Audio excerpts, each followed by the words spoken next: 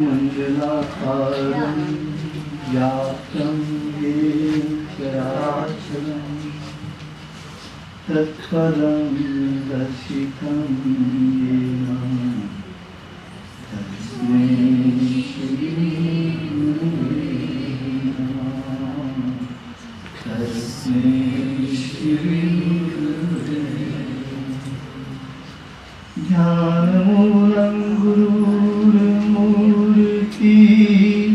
पूजामूलं गुरुपदं मन्त्रमूलं गुरुवाक्यं मोक्षमूलं गुरुकृपा मोक्षमूलं गुरुकृपा मोक्षमूलं गुरुकृपा।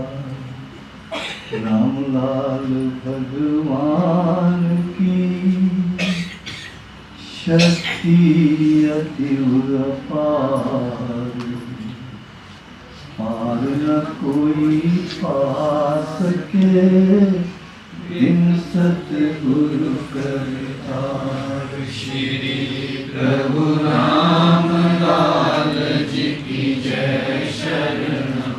श्री सतगुरुदेव जी की जय शरणम।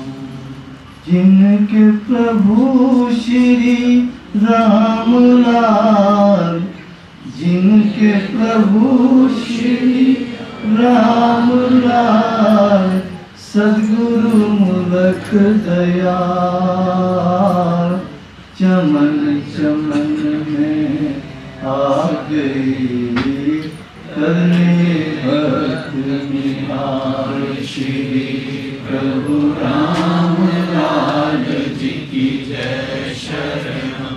श्री सतगुरुदेव जी की जय शरणम।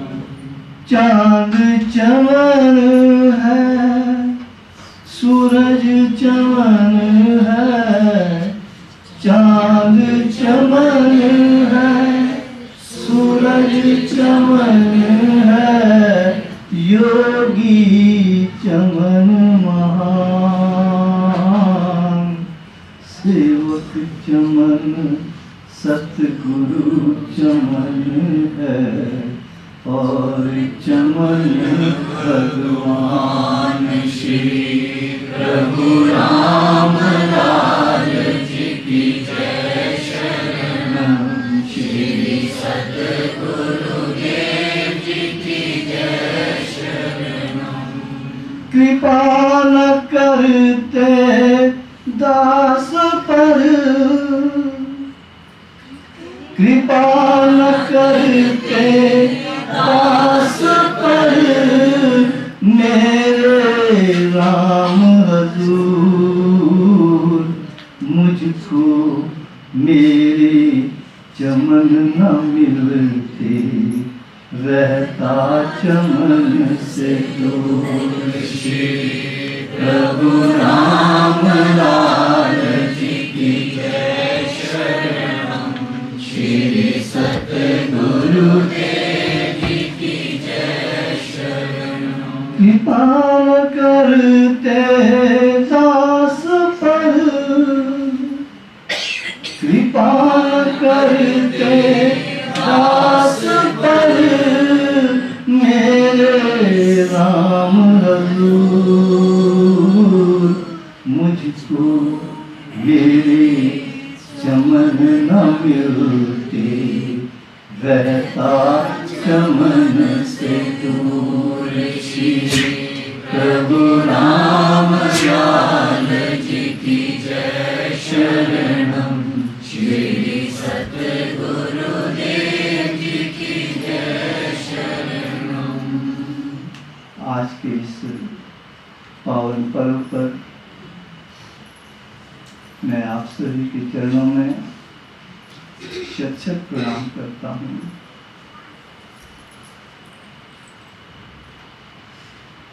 पूज्य माता जी की,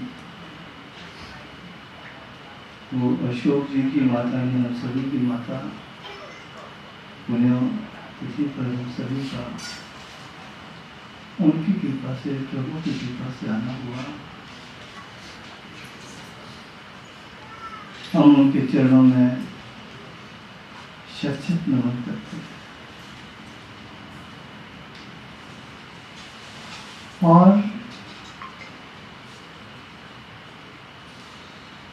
उनको याद करते हैं कि हम आपको भूले नहीं हैं,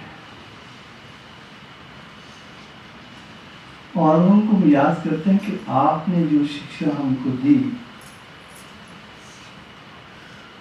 उसको भी हम भूले नहीं। और हम ये भी सोचते हैं कि आप हमें रोज देख रही हैं,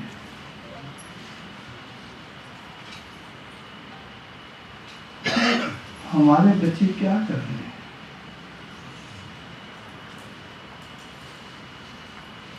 हमें याद रहता है कि आपकी दृष्टि सदा हम पर है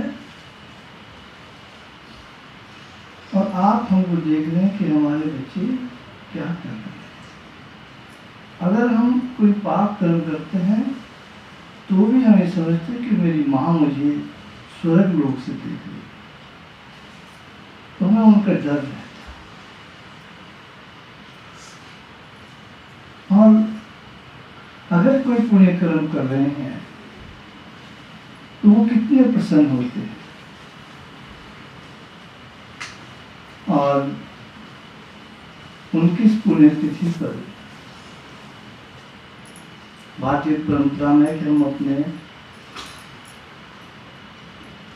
बुजुर्गों की पुण्यतिथि मनाते हैं। योगेश्वरों की नहीं मनाते, भगवानों की नहीं मनाते हैं, लेकिन हमारी परंपरा में, संस्कृति में अपने बुजुर्गों की हम मनाते हैं। और वो देखते हैं हमें कि हमारे बच्चे क्या कर रहे हैं। मैं निसंदेह ये कह सकता हूँ कि अगर वो देख रही हैं कि मेरा जो बेटा है अशोक, वो आज जो माधवी रामायण ग्रंथ का पाठ कर ईश्वर का भगत बन गया है, प्रभु को याद कर रहा है, तो उनकी जो आत्मा है अत्यंत प्रसन्नित हो जाती है और आलोकित हो जाती है प्रभु के गुणगान से, और उच्च से उच्च स्तर को चले जाती है। और यही बच्चों का कर्तव्य है। हम उनको फिर से आशीष से नमन करते हैं और उनसे माफी भी मांगते हैं अगर कभी कोई अनजाने में हमसे कोई ऐसा कर्म हुआ हो जिससे हमने किसी का मन दुखाया हो, तो माता जी आप हमें माफ कर।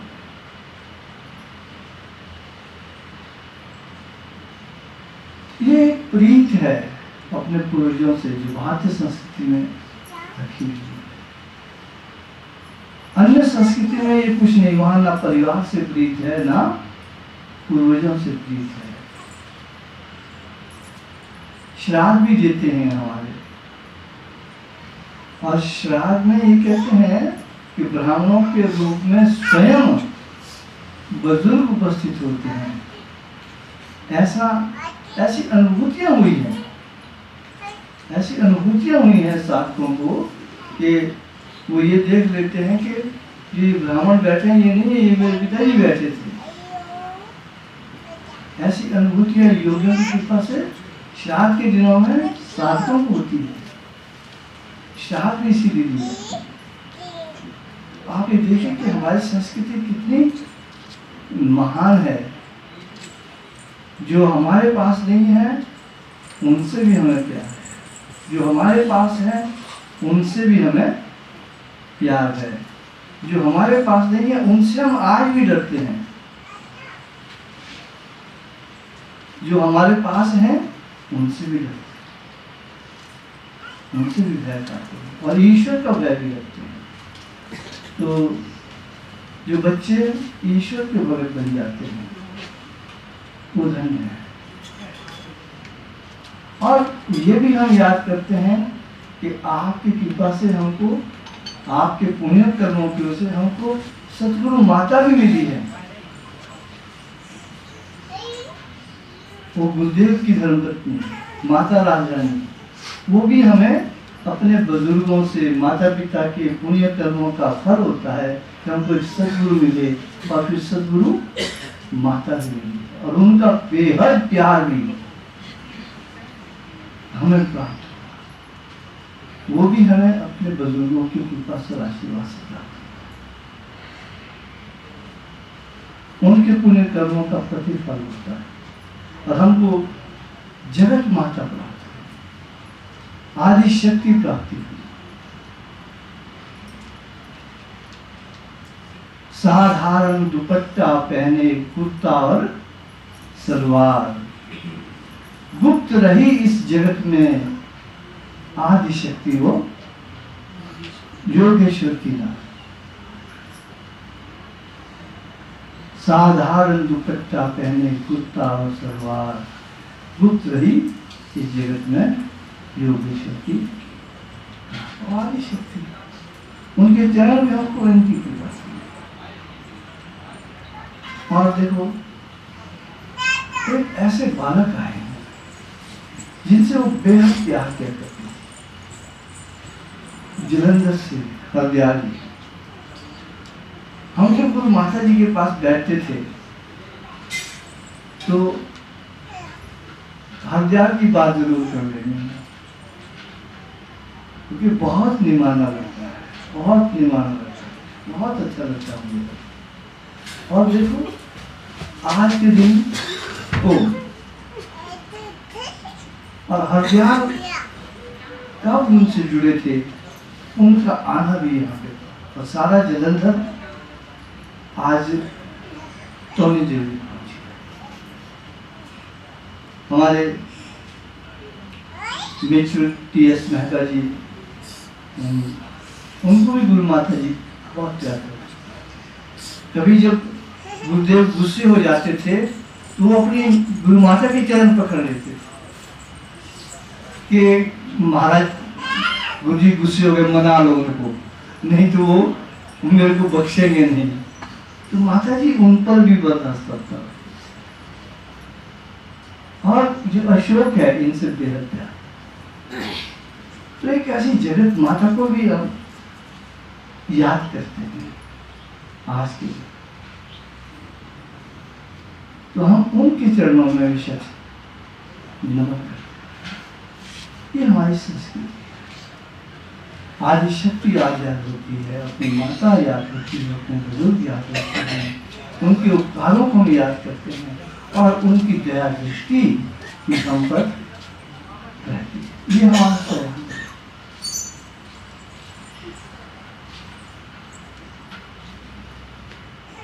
अब हमें कभी मालूम नहीं था कि हम भी कभी टोनी देवी में अशोक के यहाँ जोड़ू से भी साथ संगत आएगी।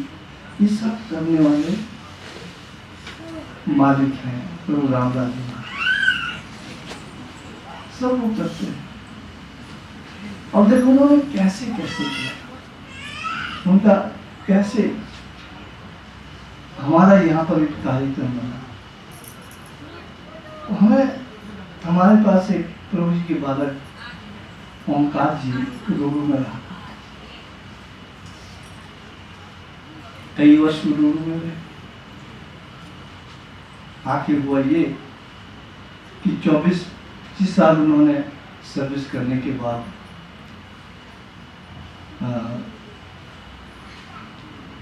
उनको कुछ ऐसा प्रभु जी का आदेश था कि आप रोडू ना छोड़ें। कुछ ऐसी अनुभूति थी उनको कि रोडू नहीं छोड़ना। हमने कहा भाई रोडू फिर आप मत छोड़ें, लेकिन पत्नियां कहाँ मानती हैं।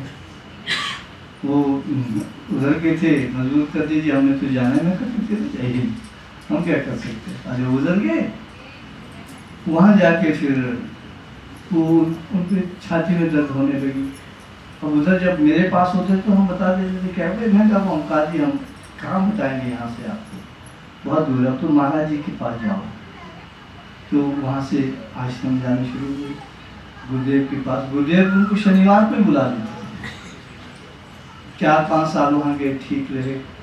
फिर महाराज जी का जाना हुआ। जब महाराज जी कहते जब सतगुरु जाता है तो उसको भगवान चला जाता है, फिर उसको उनका मन नहीं लगता। अब जाते लेकिन उनको भगवान चमन याद आते, लेकिन उनको वहाँ नहीं पाते, तो फिर वो बेचैन हो गए। बेचैन होने लगे, फिर मुझे फ़ोन करते, मैं हम कुछ नहीं कर सकते। कहने लगे कि कभी कभी तो दौरा इधर लगा दो। मैं हम नहीं आ सकते।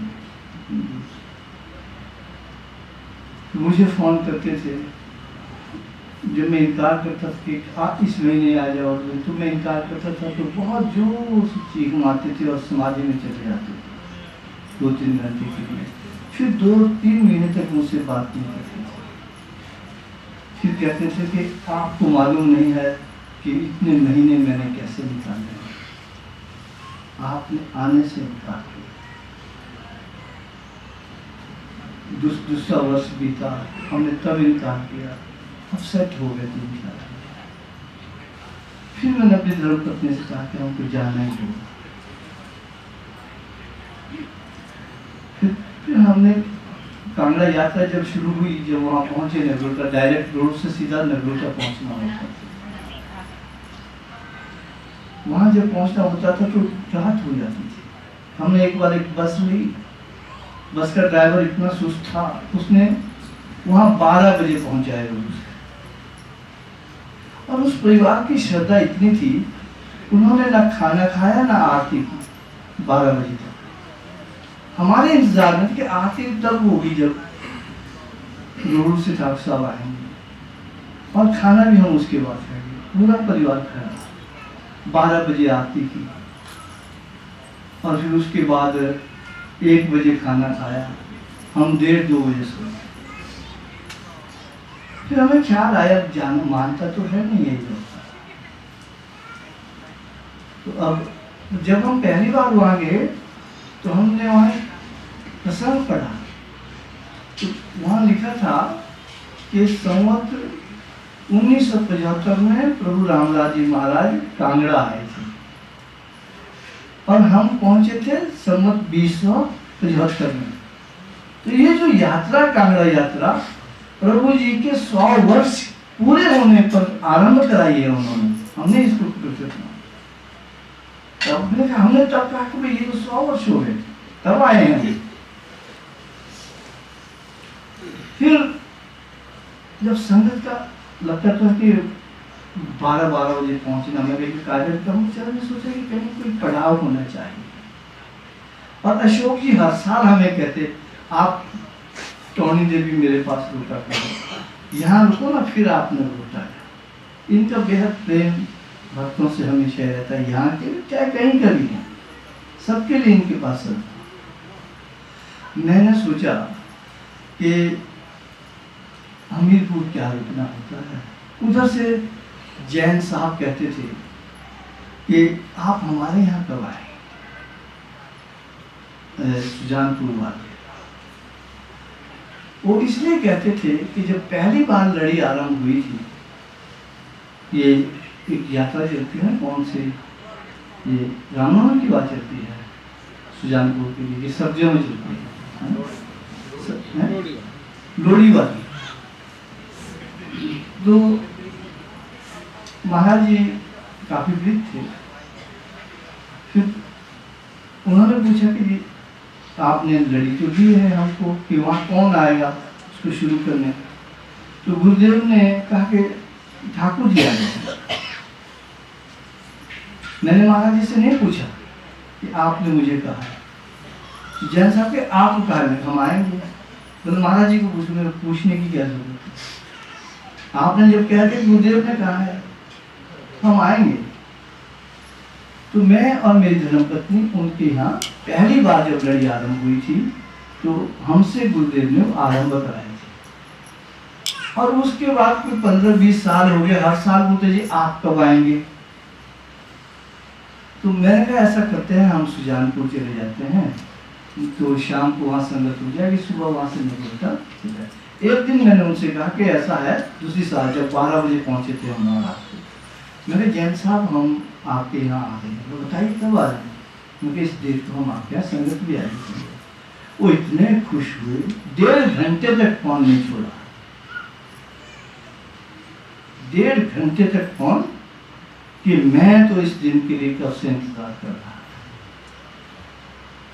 और फिर प्रोग्राम हमारा जैसे इस बार भी छप गया। उधर से अशोक जी का व्हाट्सएप पे, क्या मेरे लिए समय नहीं है।